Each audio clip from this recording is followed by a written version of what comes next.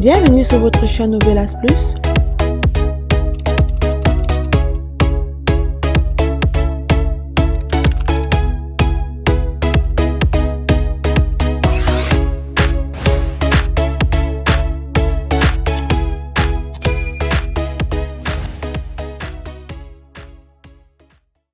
Aujourd'hui, on se retrouve pour le résumé de l'épisode 155, saison 1 de votre série El Diablo. Dans cet épisode, Topo apprend la mort de Marina. Il est étonné de la raison de sa mort. Angel et Topo s'apprêtent pour l'évasion. Virginia les rejoint quelques minutes après. Martin est dans un triste état. Lorenzo vient essayer de lui remonter le moral avec 2 femmes. Mais il dit qu'il ne veut pas de femmes. Lorenzo dit à Martin que celui-ci l'a engagé en tant que conseiller en images et non nourrice, et que si Martin ne veut plus faire des affaires, il doit le faire signe pour qu'il s'en aille. Lorenzo lui demande ce qu'il a à perdre, qu'il doit oublier Marina étant donné qu'il y a des milliers d'autres femmes sur terre. Martin n'est pas d'accord. Angel donne des instructions. Il dit que les vêtements de Jimmy doivent être laissés dans un endroit proche de là où ils vont laisser le camion de transport. Virginia demande où est-ce que ça sera. Topo dit que ça sera probablement dans la gare abandonnée qui se trouve à proximité de la prison. Manuela appelle Angel pour savoir si tout se passe bien et leur souhaite bonne chance. Angel demande si le procureur a dit quelque chose. Elle répond qu'il ne peut rien affirmer s'il n'est pas sûr que le transfert aura lieu. Manuela demande à Angel de faire attention à lui, qu'il se souvient du fait qu'il a eu un enfant qui l'attend. Bella a étonné du piratage que Topo a fait, toutes les informations collectées sur le site. Elle dit que Topo est un très bon ami, qu'il fait tout ça pour Angel et qu'il est prêt à mourir pour lui et pour elle et son fils Junior. Angel et Topo sont en train de localiser la voiture pour l'évasion. Ils trouvent les policiers responsables de la voiture et les assomment. Horacio dit à Manuela qu'il a appelé Christian plus de 20 fois hier, mais qu'il ne répond pas. Manuela demande si Horacio croit que Christian a quitté la ville. Manuela dit qu'Horacio n'aurait pas dû le rencontrer. Horacio dit qu'il a agi par instinct et que son but était de montrer à Christian que son frère était mauvais. Virginia appelle Manuela et dit qu'elle est isolée et ennuyée ici chez Angel. Elle demande à Manuela et Horacio de venir, mais Manuela dit qu'ils sont les avocats de Jimmy, ils ne peuvent pas être là. Manuela change d'avis et s'en va chez Angel. Angel et Topo parlent aux gardiens en anglais afin de les réconforter. Ils sont malins de changer la langue pour ne pas être repérés. Angel et Topo s'emparent du véhicule de prison. Ils arrivent au portail et essayent de traverser. Angel dit à Topo qu'ils doivent tout faire pour parler moins. Le gardien au portail demande s'ils connaissent leur parcours. Angel dit qu'il vérifie ça avec lui. Le gardien dit qu'il doit transférer Jimmy Cardona vers une prison d'État. Le gardien dit qu'ils sont en retard. Angel fait allusion à une tasse de café. Il fait cela pour faire comprendre aux gardiens qu'ils ont été ralentis parce qu'ils se faisaient du café. Jimmy est libéré de sa cellule d'isolement. Carmelo dit à Léon que Martin ne répond pas à ses appels. Carmelo et Léon continuent à comploter sur le dos de Martin. Léon dit que Martin commet trop d'erreurs. Il a tué Marina, ensuite il ignore le prince.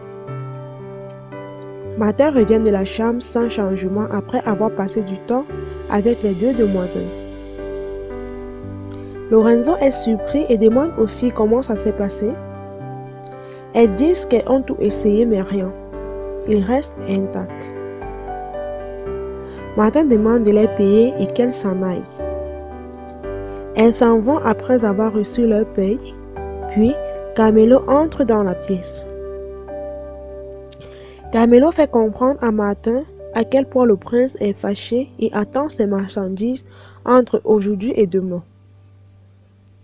Lorenzo est une fois de plus surpris et demande à Martin de se réveiller.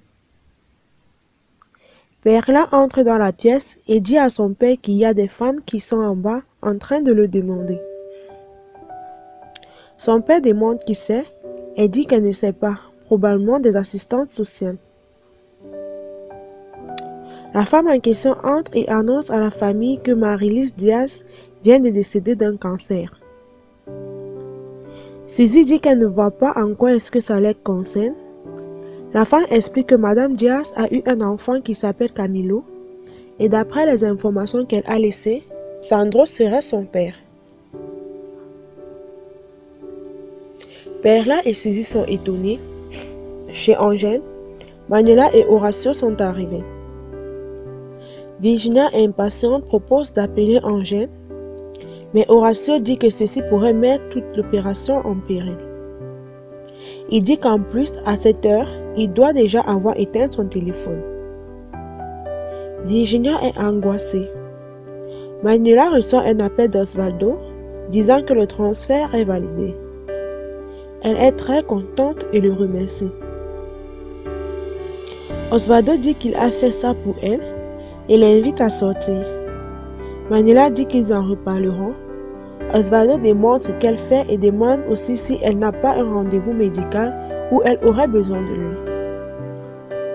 Manuela dit qu'aujourd'hui elle sera probablement à son appartement en train de lire.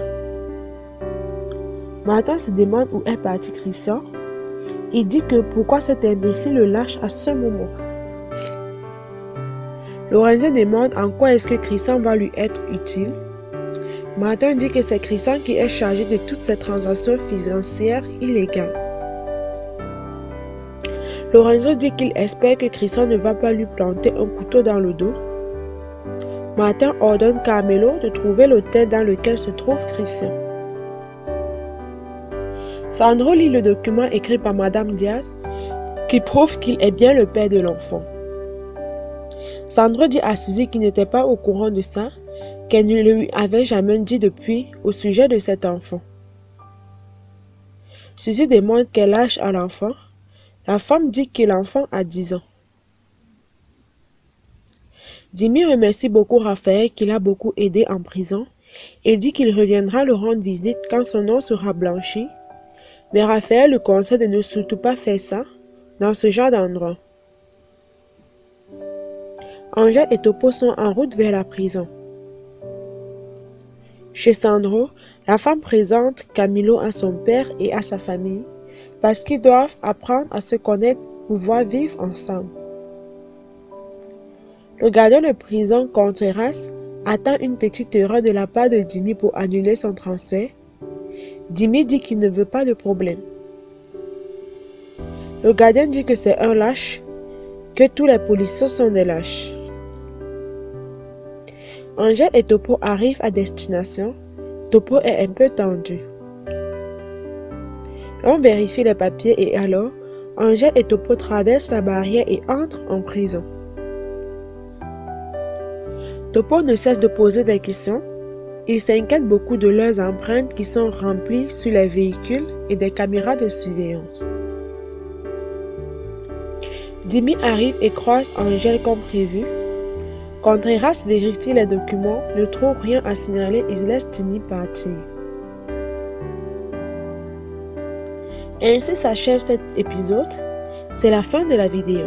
Si vous avez aimé, laissez un pouce bleu et on se retrouve très prochainement pour une nouvelle vidéo.